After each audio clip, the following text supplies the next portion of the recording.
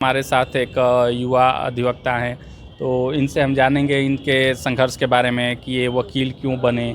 अगर कोई विद्यार्थी वकील बनना चाहता है तो वो कैसे बन सकता है, कितना संघर्ष है और कितना यह मतलब इनकम का इनका स्रोत कैसे है एक वकील बनने के बाद, और इनके परिवार में कोई वकील पहले से था या ये न्यू बने हैं, कितना संघर्ष है, इनके बारे में हम जानेंगे, इनसे बात करेंगे। तो सर, सबसे पहले आप अपना नाम बता दीजिए। मेरा नाम रजत कुमार गुप्ता है। अच्छा, ये बताइए सर, आप कितने साल से या महीनों से प्रैक्टिस कर रहे हैं? यहाँ लगभग मुझे 1.5 साल हो गया प्रैक्टिस करते। अच्छा, तो ये सर बताइए कि आप वकील क्यों बनना चाहते हैं? इसके पीछे कोई प्रेरणा है या कोई समाज कार्य से संबंधित या आपका रुचि है, या क्यों आप वकील बने?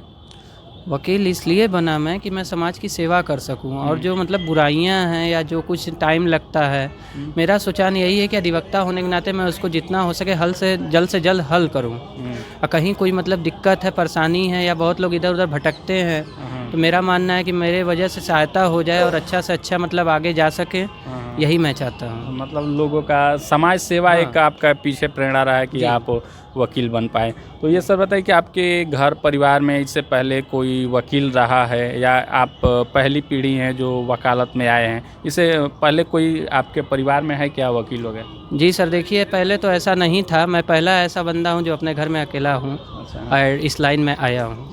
तो अच्छा, ये बताइए, कोई विद्यार्थी जिसे पढ़ाई कर रहा है वो वकील बनना चाहे तो इसके लिए कौन सा डिग्री लेना पड़ता है, या कौन सा पढ़ाई पढ़ना पड़ता है?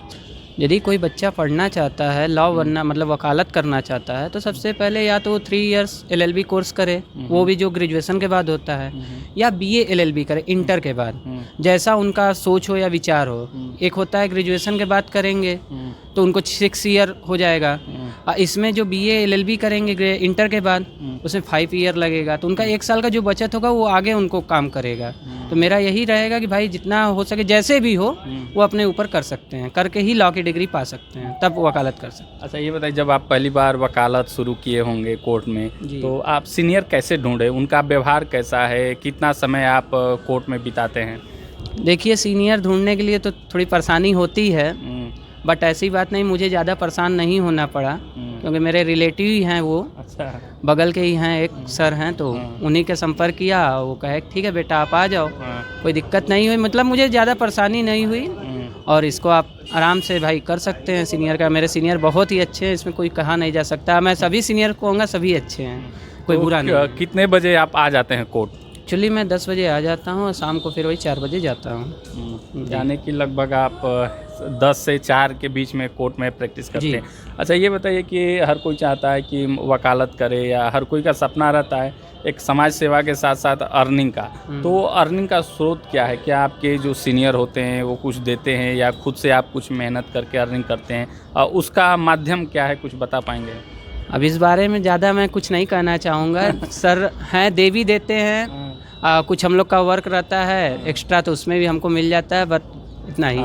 अच्छा, ये बताइए, जब आप पहली बार पाए होंगे, जो भी आपको अर्निंग हुआ होगा सर के माध्यम से, आपके मेहनत के माध्यम, तो वो एक अनुभव कैसा था? एक माहौल, कोई पहली कमाई कमाता है तो आप माता पिता के आशीर्वाद लिए, या देवी को या भगवान को आपने प्रसाद चढ़ाया, जितना भी अर्निंग हुआ था, तो वो पहला अर्निंग था, उसको आप कैसे साझा करेंगे? मैं ज़्यादा कुछ नहीं, अर्निंग था बहुत ठीक ही था। पहला भाई यही होता है कि जब आता है तो भाई या तो माता पिता को दे दो, या तो फिर भाई मंदिर में अपना दर्शन पूजा कर लो। तो मैंने यही 2 काम किया पहले। जिस दिन मुझे पहली अर्निंग हुई, मैं भगवान के पास गया, दर्शन किया और माता पिता का आशीर्वाद लिया, और तब से भाई उनके आशीर्वाद से आज आप लोग के सामने हूँ। तो ये बताइए, कोई विद्यार्थी LLB करने के बाद इस क्षेत्र में आए तो कितना संघर्ष है, कितना समय लग जाता है? शुरुआती दिनों में आपको लगा होगा कि नहीं, छोड़ देना चाहिए, कितना कठिन परिश्रम होता है वकालत में? सबसे पहले तो मैं ये कहना चाहूँगा कि किसी काम में कोई संघर्ष नहीं होता, ठीक। दूसरी बात, कोई भी काम करेंगे बिना संघर्ष के कैसे हो सकता है? कहते हैं ना, बिना संघर्ष के कौन महान होता है। तो कोई भी वर्क हो, ये वकालत पेशा हो या स्टडी लाइन हो या एनी वन, किसी भी वर्क में जाएंगे थोड़ा बहुत आपको संघर्ष करना ही पड़ेगा। अब ये हम सोचें कि बैठे हैं, हमको कोई खाना खिला दे तो कैसे आगे उठाएंगे, तभी ना खाएंगे। तो उसी तरह ये फील्ड भी है, थोड़ा सा हमें स्ट्रगल करना पड़ेगा।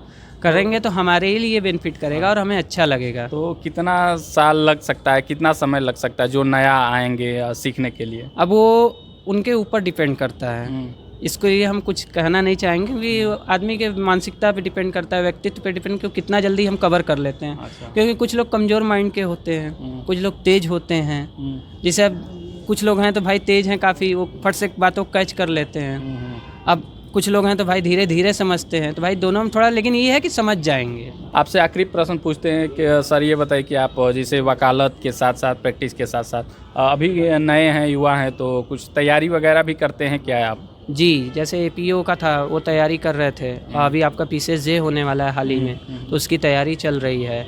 यही सब तैयारी, मतलब प्रिपरेशन एग्जामिनेशन से संबंधित तैयारियां चलती हैं। यानी आप वकालत के साथ साथ तैयारी भी कर रहे हैं, तो दोनों के लिए समय निकाल पाते हैं आप? हाँ सर, समय तो निकल ही जाता है, रात अपना नाइट में। तो चलिए सर, आपसे बात करके बहुत अच्छा लगा, आपका बहुत बहुत धन्यवाद। जी धन्यवाद।